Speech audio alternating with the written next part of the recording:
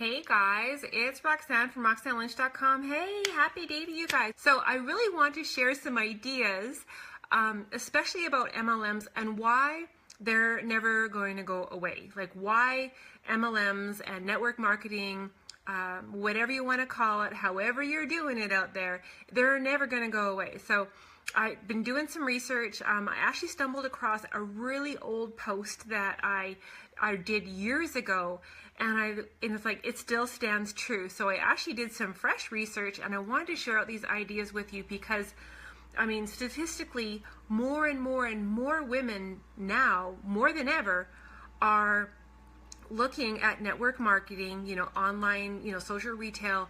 They're looking at it in a very positive light, okay? And I think that these are really important because if you are struggling within your business, you are definitely going to get some value out of this. This is going to maybe, shake up your brain cells a little bit and really get excited about some different perspectives, perhaps building your business, especially using social media.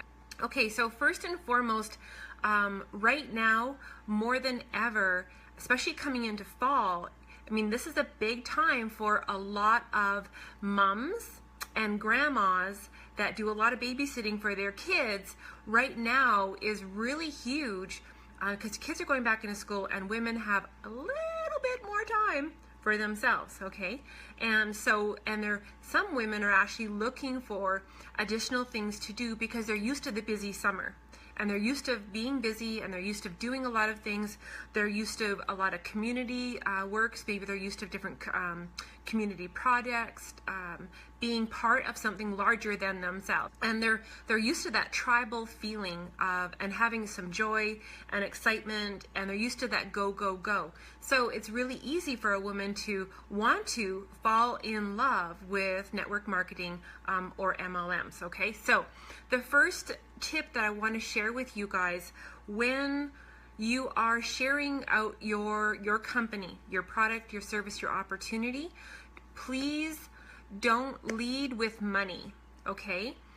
Because money is a want, and it's a needed, and it's a necessity of doing business. Money comes into your world, and money goes out of your world. As I discovered this weekend, I had money come into my world, and it quickly went to help replace a whole bunch of computer components so I can continue working from business in my normal workstation and not at the kitchen table on my teeny little laptop that I adore, that I use for travel, okay? So understanding that most women look at money when you're just leading with, hey, you want to make $500 this month, or you want to make $11,000 before Christmas, those kind of big things. Most women see money as work, okay?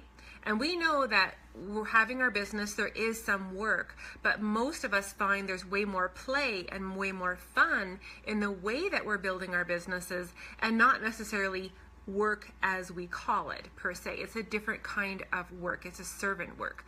So when you lead with money, you're actually pushing some people away because they don't want more work. They don't want more overtime. They don't want nothing like that. So, there's actually a lot of people out there that get turned off when they think that something's just in this for the quick fix. Oh, you want to make $500 this month, Go something deeper than that. And you guys know I'm touchy-feely. You guys know I live and thrive and survive off of emotions coming and going from my world. So ask yourself a little bit deeper questions, and I'm going to give you some to ask, okay? So first tip is don't lead with money, because most women, we ultimately want and we expect our businesses at one time, it's going to give us that increased work and life balance, that teeter-totter effect where we have more control over our schedule. We can choose our kids, or for me and my aging parents, over meetings or deadlines. We have more time for yoga and women's retreats and coffee chats over deadlines and reports and files and folding, okay? So we want that increased work-life schedule. Ultimately, the very biggest reason why women are drawn to network marketing is we want a little bit more control. And the best way to discover that, of whether your product, your opportunity, or service is that end game answer, is by asking some very simple questions. You know, when you're sitting with a girlfriend at coffee and she's complaining about her job, let her complain. In fact, I encourage you to encourage her to ask, you know, and complain more. Have her share exactly what she hates about her job. You know, have her share that she, you know, always feels she's under a time crunch. She's, you know, perhaps having to work too many extra hours of overtime to make ends meet. Or her husband's always working overtime and he's not home. You know, whether they don't have enough money to fix the roof and winter's coming, you know, to get it reshingled. Have them really dig into their complaints about maybe why they don't like their job. Maybe they don't feel they're getting any praise. Maybe they don't feel they're getting any rewards. Maybe they're not feeling they're part of a team and feeling part of being celebrated. Maybe they're just feeling really uncomfortable that there's this glass ceiling that they can't seem to break through no matter how many times they've applied for a new position and some other person gets it over them. You know, especially if they happen to have more testosterone running through their veins than us. You know, there's still companies out there that are men orientated. Okay, they're becoming fewer and fewer, but they're still out there. So maybe they're not in a place where their opinions aren't as valued, you know, because they are a woman. Maybe they just feel that, you know, they're not getting to be a woman in their job. They're not actually able to allow and leverage our emotions and allowing ourselves to capitalize on our natural tendencies as women and actually being rewarded. So, and I think that's really important. So we need to dig into questions and discover what they really don't like, so we can discover whether our product, our service, or opportunity can be that end game for them. Or at least you can be a really great woman and a wonderful friend, and you can be that bridge. You can be that bridge and destination. If you're not the end game, you can be a wonderful bridge and still be a connector, which is still highly valued, and they're going to give you amazing referrals because of that, okay? So most women want more cool rewards, okay? We want to be rewarded for our natural tendencies and celebrated for the women that we are and leveraging that. We want incentives. We love bonuses. You know, we love being able to say goodbye to that glass ceiling. We like to have that low overhead startup cost. And I know actually that can be kind of a negative, but having a low startup cost allows us to not have closets full of stuff, right?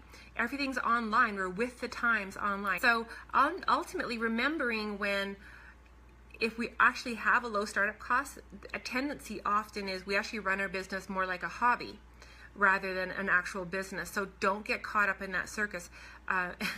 Exactly. The circus and that circle. You want to be able to stay with a plan and actually build yourself a daily plan of action, have some goals, and then break them down into whether it's a 60-day goal or a 90-day goal, or this is how many people I'm going to meet this week. So having those achievable goals and not treating it like a hobby, and it's truly a business. But most women, and guys too, we need our quiet time to recharge ourselves. Can you guys drop a 1 in a comment where you know you love to connect and be happy and be bubbly and be out there and doing things, but you actually need to step back a little and relax and recharge ourselves? And I think that is really important, because as being an independent business owner online, but we can still be and get that warmth, that community, that connection of having that team environment. So we're flying solo, but we have this amazing net of support and encouragement that we allow for bonding and collaboration and brainstorming and networking. And within this sisterhood, or at least within the company that I have, that I'm working with as my primary business, and not my affiliate company and my training platforms and coaching and all that other kind of thing, but I'm talking about my primary business, the training and the support and this community is absolutely amazing. You know, the community that John and Nadia have put together, and then working with Jen and Aaron and Sherry, it's this little tight network where every little facet of our business is covered. So we're independent, but we're supported where we need support. And we have all these amazing sisters. It's all out there. It's there for us. And I just absolutely love that, because it allows us to have that increased work-life balance and being able to figure out what women really want within business. So what I'm encouraging you to do is, when you're using your social media to be promoting your business, your opportunity, your service, your products, please work with emotions and feelings and find out, are they looking for fun? Are they looking for community? Are they looking for a deeper network, a sense of purpose, something larger than themselves? Are they looking for more control over their life, where they feel that this is mine? Maybe a woman no longer feels that she has something that she can call her own.